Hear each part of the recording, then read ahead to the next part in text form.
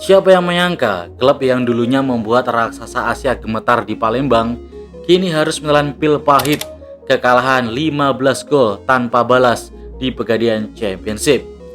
Tangis supporter bukan lagi haru karena mengangkat piala, tapi karena melihat logo kebanggaan mereka diinjak-injak oleh keadaan.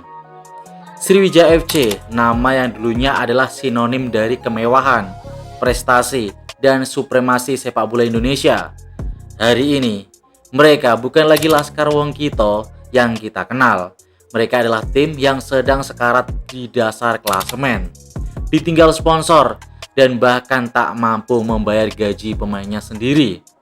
Bagaimana mungkin sebuah kerajaan sepak bola bisa runtuh secepat ini?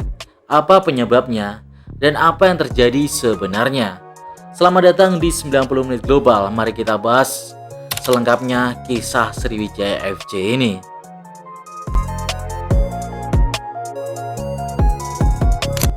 Semua bermula pada tahun 2004. Pemerintah Sumatera Selatan kala itu mengakuisisi Persijatim Solo FC dan memboyongnya ke Palembang. Tujuannya satu, menjadikan Sumatera Selatan jadi pusat olahraga nasional. Hanya butuh 3 tahun saja bagi klub ini untuk mengguncang sepak bola Indonesia. Di bawah tangan dingin Rahmat Darmawan, Sriwijaya FC melakukan hal yang dianggap mustahil. Musim 2007-2008, mereka meraih double winner, juara Liga Indonesia dan juara Copa Indonesia di musim yang sama, pertama kali di sepak bola Indonesia. Nama-nama seperti Kate Kayabagams, Zahrahan Kerangar hingga Ferry Rotinsulu menjadi legenda hidup. Jakabaring menjadi benteng yang angker bagi tim-tim lawan. Tak berhenti sampai di sana. Gelaran ISL tahun 2011-2012 di bawah asuhan Kashar tadi semakin mengukuhkan bahwa Sriwijaya FC adalah Real Madridnya Indonesia.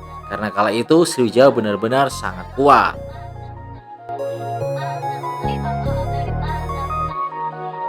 Kehancuran Sriwijaya FC sering disebut sebagai studi kasus klasik tentang bagaimana sebuah klub sepak bola terlalu tergantung pada political will akan hancur ketika peta kekuasaan berubah. Saya akan jelaskan keterkaitan tokoh politik dalam kejayaan Sriwijaya FC dan bagaimana politik jugalah yang membuat Sriwijaya FC terpuruk. Bermula dari tokoh politik bernama Syahrial Usman. Ia adalah Bapak Sriwijaya FC. Sebagai gubernur Sumatera Selatan saat itu, ia yang membeli lisensi Persijatim dan memboyongnya ke Palembang pada tahun 2004. SFC dijadikan alat untuk mempromosikan Sumatera Selatan di level nasional. Dan yang melimpah masuk melalui bantuan APBD. Saat itu klub-klub sepak bola masih boleh pakai dana APBD ya. Dan lobi-lobi ke perusahaan besar di Sumatera Selatan. Ketika Syahrial Usman tersandung kasus hukum dan tidak lagi menjabat, fondasi FFC mulai goyah karena ketergantungan pada sosok figur politik sangat tinggi kala itu. Namun untungnya masih ada penyelamat nih. Setelah itu masuklah era Alex Nurdin. Disinilah era puncak kejayaan Sriwijaya FC. Di era Gubernur Alex Nurdin, SFC tetap menjadi prioritas sebagai bagian dari ambisi menjadikan Palembang sebagai kota olahraga internasional, Jakabaring Sport City. SFC mendapatkan dukungan luar biasa dari sponsor kakap dan BUMD seperti Bank Sumsel Babel dan PT Bukit Asam karena pengaruh politik dari Alex Nurdin. Tahun 2018 seharusnya menjadi tahun kejayaan kedua bagi Sriwijaya FC. Manajemen membangun sebuah dream team yang sangat mahal. Di atas kertas, mereka adalah kandidat kuat juara liga kala itu. Namun di balik kemewahan itu, SFC sedang berdiri di atas retakan politik yang sangat dalam. Selama 1 dekade, Sriwijaya FC adalah anak emas rezim Alex Nurdin. Klub ini hidup dari political will, dana sponsor dari BUMD dan perusahaan besar mengalir lancar karena pengaruh sang gubernur. Namun, aturan konstitusi menghalangi Alex Nurdin untuk menjabat kembali. Estafetnya kemudian diteruskan melalui putranya bernama Dodi Reza Alex Nurdin yang maju pada pilihan gubernur di tahun 2018. Banyak pengamat menyebut skuad mahal SFC saat itu adalah instrumen show of force politik. Tapi takdir berkata lain nih, legasi Alex Nurdin harus berakhir. Hasil hitung cepat pada Juni 2018 menunjukkan pasangan Herman Deru dan Mawardi Yahya menang. Dan seketika itu juga, keran dana yang selama ini menghidupi Laskar Wong Kito seolah diputar hingga tertutup rapat. Hanya dalam hitungan minggu setelah hasil pilkada keluar, krisis pecah. Sponsor-sponsor yang dulunya antri tiba-tiba sulit dihubungi. Komitmen dana yang dijanjikan menguap, dampaknya gaji pemain menunggak hingga berbulan-bulan. Suasana ruang ganti pecah, Rama Darmawan sang pelatih terpaksa harus angkat kaki. Termasuk 8 pemain pilar dan juga bintang asingnya melakukan bedol desa di tengah musim karena tidak ada kepastian pembayaran kontrak. SFC yang tadinya berada di papan atas terjun bebas ke jurang degradasi ke Liga 2 pada tahun 2018. Saat rezim berganti, dukungan logistik pun berhenti. Sriwijaya FC bukan hanya kalah di lapangan, mereka kalah oleh perubahan peta kekuasaan di Sumatera Selatan.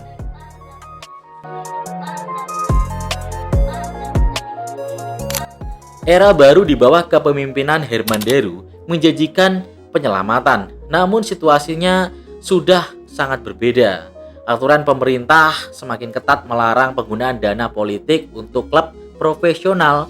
Tanpa restu khusus seperti era sebelumnya, manajemen baru kesulitan meyakinkan investor besar untuk menutup lubang hutang-hutang yang ditinggalkan oleh manajemen lama. SFC pun resmi turun kasta ke Liga 2 di akhir tahun 2018. Gelora Sriwijaya yang biasanya bergemuruh karena kemenangan, sore itu basah oleh air mata ribuan supporter yang tak percaya tim idolanya harus turun kasta. Sejak saat itu, klub ini terjebak dalam labirin utang dan sengketa saham di PT Sriwijaya Optimis Mandiri. Nama-nama besar seperti Muda Madang hingga Hendra Gunawan mencoba memegang kendali. Namun, konflik kepentingan dan beban masa lalu yang terlalu berat untuk dipulihkan sulit untuk mengatasi permasalahan yang ada.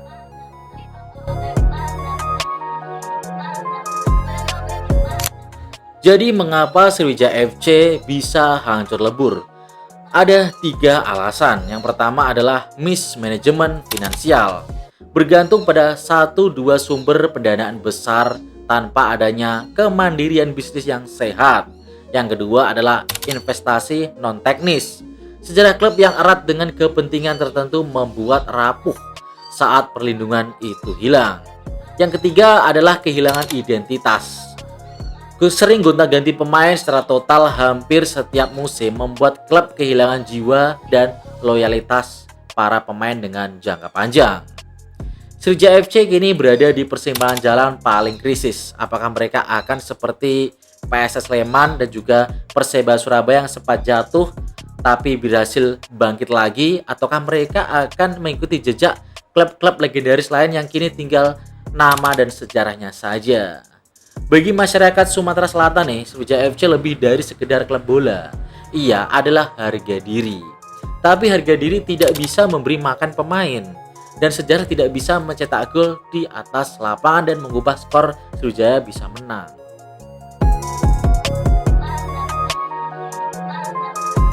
Terus sering kita temui nih, ada yang bilang kenapa kok nggak mundur saja dari liga, kan kasihan gitu pemain gak digaji. Jadi ada alasan yang sangat kompleks mengapa Sriwijaya FC tetap memaksakan diri bertanding nih meski dalam kondisi sekarat secara finansial.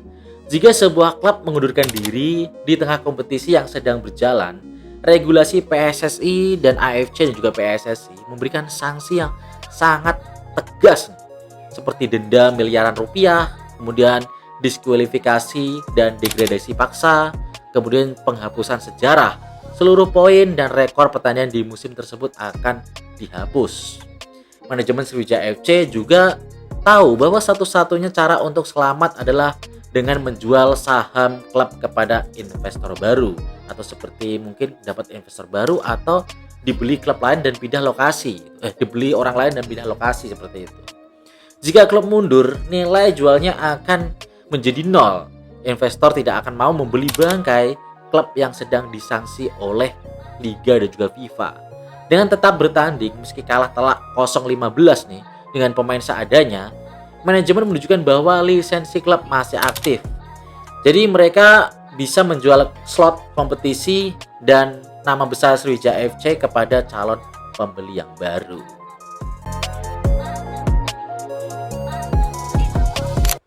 Sekali lagi, bagi masyarakat Sumatera Selatan, Sriwijaya FC lebih dari sekedar klub bola. Ia adalah harga diri dan juga kebanggaan. Cepat sembuh, Elang Andalas. Indonesia merindukan kepakan sayapmu di kasta tertinggi. Jika tidak ada yang bisa menyelamatkan Sriwijaya FC, maka kita musim depan gak akan menyaksikan klub ini lagi ya. Semoga ada keajaiban. Kisah Sriwijaya FC adalah peringatan keras bagi sepak bola Indonesia bahwa kemewahan yang dibangun di atas fondasi politik hanyalah fata morgana saja. Ketika kepentingan politik selesai, yang tersisa hanyalah supporter yang patah hati dan menangis di stadion dan merindukan klubnya bangkit lagi.